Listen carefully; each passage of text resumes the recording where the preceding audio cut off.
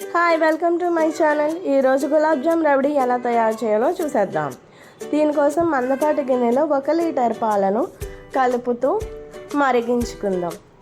అవి అర లీటర్ అయ్యాక దానిలో 100 గ్రాముల పంచదార, కొంచెం కుంకుమ పువ్వు, 2 ఇలాచి వేసుకుని మరొక 5 నిమిషాల పాటు మరిగిస్తే మనకి రబడీ రెడీ అవుతుంది.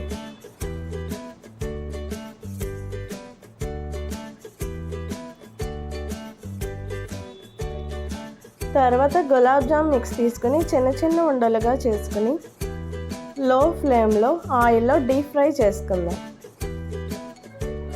మనకి కొంచెం గోల్డెన్ కలర్ వచ్చాక జామున్లను తీసేసుకొని పంచదార పాకంలో వేసుకుందాం.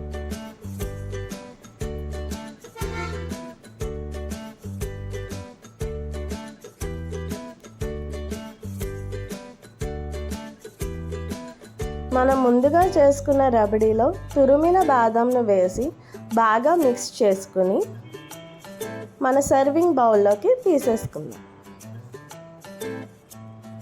మనం రబడీని వేడిగా అయినా తీసుకోవచ్చు లేదా చల్లగా అయినా తీసుకోవచ్చు. అలాగే మనం తయారు చేసుకున్న గులాబ్ జామున్లు కూడా సర్వ్ చేసుకుందాం. పైన గార్నిషింగ్ కోసం జీడిపప్పును బాదాంను వేసుకుంటే టేస్టీగా ఉండే గులాబ్ జామ్ రబడీ రెడీ.